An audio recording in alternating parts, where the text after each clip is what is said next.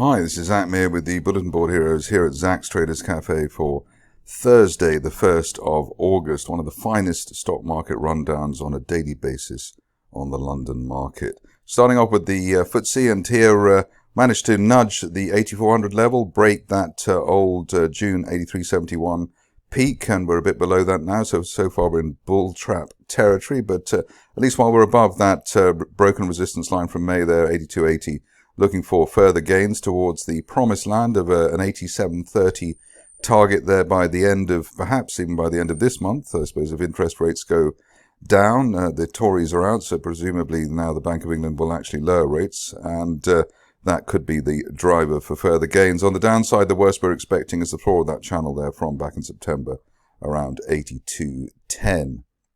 Moving along to the DAX, and here not quite so pretty in the sense that we're struggling to hold on to that rising trend channel and the 50-day line there at 18,300.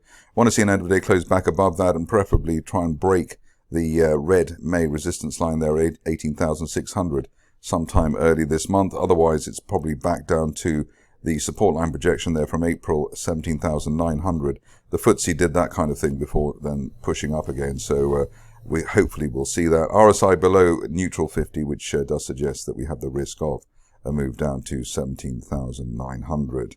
On to the Dow, and here still in celebratory mode. Just managed to close higher yesterday. We've got this V-shaped formation, which hopefully will be the precursor to a move up to the top of that rising trend channel from this time last year at 42,100. And we're hoping for that by the end of this month, especially while we can remain above recent resistance around the 40,000 level. But ideally, we move up from here. RSI at 64 bounced off neutral 50, so that gave us the latest rebound from just below 40,000. Moving on to Bitcoin, where we're hanging on by a thread in terms of the prospects of breaking through 70,000 or 71,000 and that March resistance line anytime soon, with the market now back near the 50-day line, 63,300, and we have the risk, I suppose, of another test of the floor of that rising trend channel from October at 58,700. Ideally, though, we managed to find support there at the 50-day line. We've got the 200-day line at 61,000, but let's see if the market can stay above that 50-day line. RSI at 48, so that does suggest the next move is towards the downside and testing that 50-day line at the very least. Moving on to gold, which is flying at the moment, and here you can see third time lucky in terms of getting through the 2480 zone, and basically above that, looking for this market to head up to 2600 as soon as the end of this month. Ideally, we remain above the 2450 area, which was the old double top for April and May. Worst case is that we have to test the floor of that rising trend channel from December at 2480, but 2380 rather. But hopefully that is diminishing by the day. Moving on to the stocks, and starting off with Arc Minerals, where there's always a buzz around this situation. Currently trading just above the 50-day line there at 1.6 pence. It looked as though we were going to try and break through recent resistance of 1.8 pence, but so far we've backed off. But at least while we're above that 50-day line, looking for the top of that broadening triangle from March, 2.2 pence perhaps as soon as the end of this month. But we really need to stay above that 50-day moving average. Moving on to Avacta, where it looked as though the shares were going to break higher earlier in the week, but they've been scuppered by that line of resistance there from earlier last month. I suppose one could draw the line a bit more accurately than I have at the moment, in the sense that we're still trying to break through. An end-of-day close today, I suppose, on the right side of 70 pence would be the first sign that we're ready to push up to the 200-day line there at 82 pence. We missed it the first time. Hopefully, as I normally say, that 200-day line, even in a bear run, acts as a magnet on the shares and actually becomes a sell point. We had that back in December 2 or 3 times ahead of the fall going into March. Ideally, we stay above that old target line there. That's currently around 65 pence, so that's the line in the sand for the bulls at the moment. Moving on to Alkemy, which I haven't looked at for a while, but it's had a bit of a bounce, a welcome bounce after its recent troubles. Bear trap rebound from below the old May support there at 52 pence, and breaking that line of resistance there from May around the 61 pence level. That suggests that we could at least hit the 50-day line at 68, and ideally, once again, we head towards the 200-day moving average at 89 pence, perhaps as soon as the end of this month. We haven't been above the 200-day line since back in June last year, so maybe there's at least an intermediate rally here after the shares were so oversold at 15 on the RSI scale. But genuine bear trap rebound and trendline break there, falling wedge break as well for the shares. Next up is Cyanconnode, and here first signs of recovery as well, trying to break that wedge there that's been there since March. Bullish divergence as well, uptrend line there, so that's the second positive there for the shares. And the 50-day line also starting to rise. So what we're really looking for here is an end-of-day close above that resistance line there from March, around 8.2 pence. And hopefully that could give us a move up to as high as 9 pence again, hitting that 200-day line, which we did twice back in January and February. So that 200-day line magnet theory in play on Cyanconnode.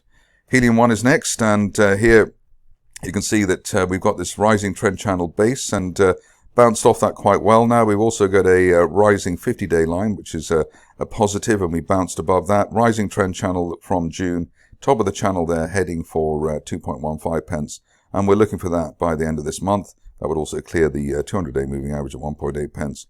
We're looking for that by the end of this month on Helium 1. And the upside valid, at least while we hold above the 50-day line there, 1.1 pence. Presumably, the company has done with doing a fundraise at least for a month or two. On to Goldstone, which was one of the highlights of the stock market last month. With lots of wiggling around there with a V-shaped bull flag and then a W-shape now that we've got. I think we just managed to avoid or hit the 200-day line there. Back on the first attempt last month, looking for that again at 1.87 pence, and hopefully up to as high as 2.8 pence by the end of this month. So looking quite decent on the Goldstone chart, especially with the bounce off RSI 50 as well that we had last week. Next up is a stock which I don't normally look at, but too good to resist, Gulf Marine Services. Here you can see that shares have gapped through that resistance line there from April. They've also gapped through the 50-day line, so that's a double plus and a triple plus if you add in the way that we've had a gap down there back in June and a gap higher now. So it's a bear trap island reversal, one of the strongest charting setups that you can see. And if you're really enthusiastic, you could also say that that last dip there was an example of bullish divergence, in the sense that the price went low, but the RSI basically stayed the same. So all the boxes tick there, and looking for 27 pence by the end of next month on GMS. Next up is Keras, which I cover occasionally, and here, obviously, a good day to cover the stock again. We managed to bounce off what looks like the floor of that rising trend channel there from back in October. And we've cleared the May-June resistance at 4 pence. Above that, looking for 5.5 pence over the next week or two, and probably much more given the sharp W-shaped reversal that we've got there on the daily chart. On to Mosman, where I see somebody on Twitter who said that there's a seller around. Well, I suppose there has been after such a great run. Shares was 6x, I think, at one time, or even more from the lows. Current situation is that we're looking for an end-of-day close above the 50-day line at 0.046, and the longer we stay above that, the greater the chance of a move back up to retest the highs. You can see that that spike there in January seems to be the 0.08 plus area seems to be the block on the shares, but we are in a rising trend channel from March, heading towards the 0.1 pence area, and maybe we get that by the end of next month if this is indeed the low in place. Moving along to Premier African, which was talking about scrubbers today. I'm not quite sure what a scrubber is in the context here, but here we've got this extended falling wedge. We need to break 0.07, and that would be the trigger for recovery. I suppose we've had a double bottom there around 0.05, and there is actually some bullish divergence coming in there. So it does suggest that fundraisers notwithstanding, the shares are ready for a bit of a recovery, maybe towards the 0.01 area, but early days on that, the 50-day line there at 0.1 pence. Moving on to Shield, and here you can see that we've got this V-shaped or U-shaped bull flag breakout. We've hit our initial target there at 3 pence, and we're looking for the 200-day line once again at 3.8 pence. The last time we were there was back in January, so hopefully that is pretty much well nailed on, and the upside valid while we hold above the initial or that old July peak there at 2.8, so above 2.8, looking for 3.8 or so on that.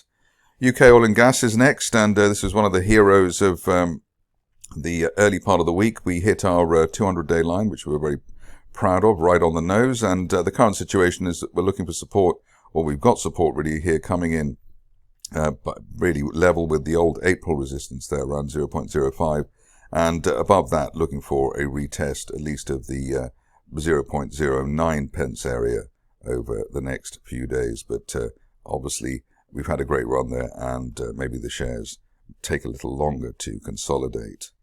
Finishing off with Xtract, which has been in the doldrums for quite some time. Just the first hint with the bullish divergence line there that we are going to have a little bit of a rebound, perhaps up to the 200-day line there at a penny as a best case scenario target for the rest of August. Ideally, we obviously stay above 0.8. That's it from me today. More updates tomorrow.